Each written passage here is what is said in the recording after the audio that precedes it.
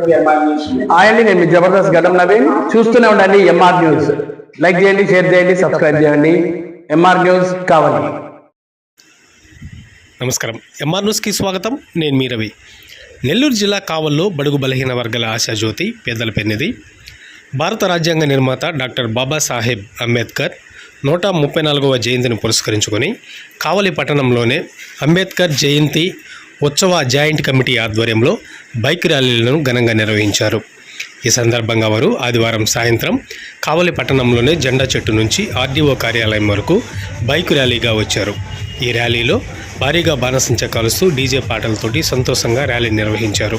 అనంతరం వారు రేపు జరగబోయే అంబేద్కర్ ఉత్సవాల గురించి కమిటీ సభ్యులు తెలియజేశారు. ఈ కార్యక్రమంలో పలు కమిటీల సభ్యులు, అంబేద్కర్ వారసులు పాల్గొన్నారు.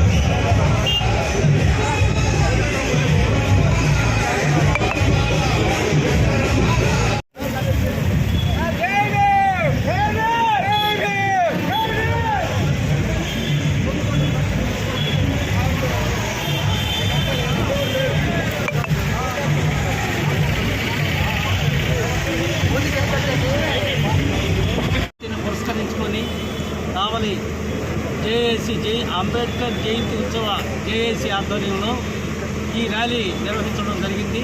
ఎందుకంటే డాక్టర్ బాబాసాహెబ్ అంబేద్కర్ ఆలోచనలతో ముందుకు పోతున్న ఈ జేఏసీని భారత రాజ్యాంగాన్ని రక్షించుకుంటా ప్రజాస్వామ్యాన్ని కాపాడుకుందామనే నినాదంతో పాటు ఈ దేశంలో డాక్టర్ బాబాసాహెబ్ అంబేద్కర్ భారత ఎస్సీ, ఎస్టీ, బీసీలు అన్ని కులాలకి, మతాలకి, భారత జాతికే, నవభారతానికి ఒక రాజ్యాంగం రాసి ప్రతి ఒక్కరికి స్వేచ్ఛ, సమానత్వం, సౌకర్యప్రదంతో అందరూ కలిసిమెలిసి ఉండి ఈ ప్రజాస్వామ్యాన్ని ఒత్తిడిలో చేసి అందరూ అభివృద్ధి చెందాలనే ఒక నినాదం, ఆయన మనసులో ఉండే నినాదాన్ని రాజ్యాంగ రూపంలో కల్పించి ఈరోజు మనం అందరం కూడా స్వేచ్ఛ, సమానత్వంతో, సౌకర్యప్రదంతో వెళుతున్నాం. కాబట్టి ఈ 134వ జయంతిలో ఆయనకి ఘనంగా ఈ జేఏసీ తరఫున అందరం ఘనంగా నివాళులు అర్పిస్తున్నాం.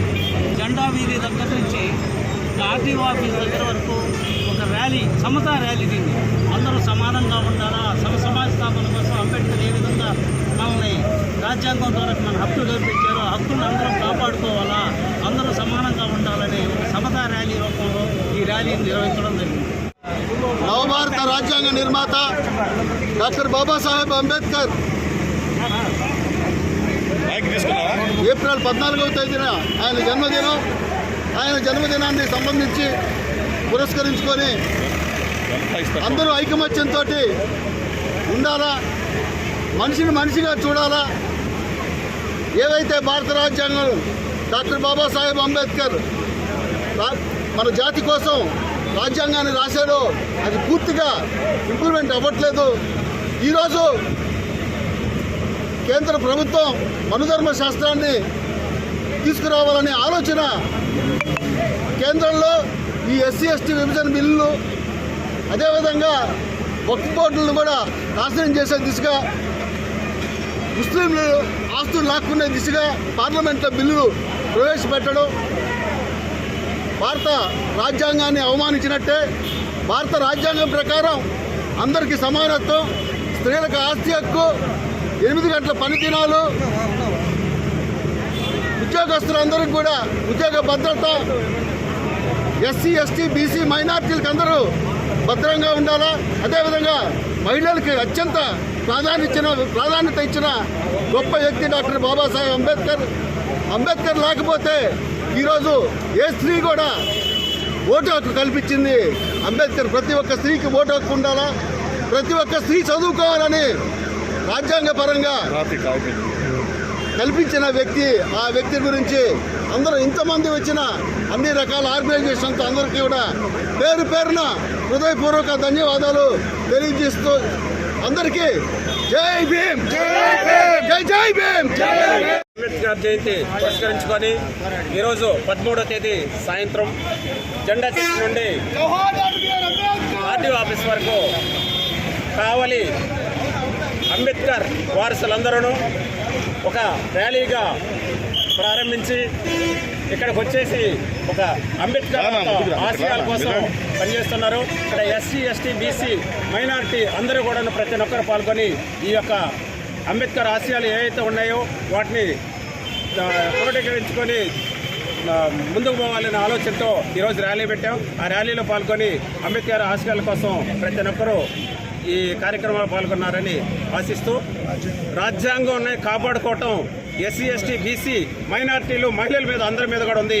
ఈ రాజ్యాంగాన్ని కాపాడుకోవటం వీళ్ళందరి మీద ఉంది కనుక దీంతో ఒక ర్యాలీగా, ఒక సూచనలుగా జైభీములతో ఆయన పుట్టినరోజుని వేడుకుంటూ ఈ కార్యక్రమం జయప్రదం చేస్తూ ఉన్నాం.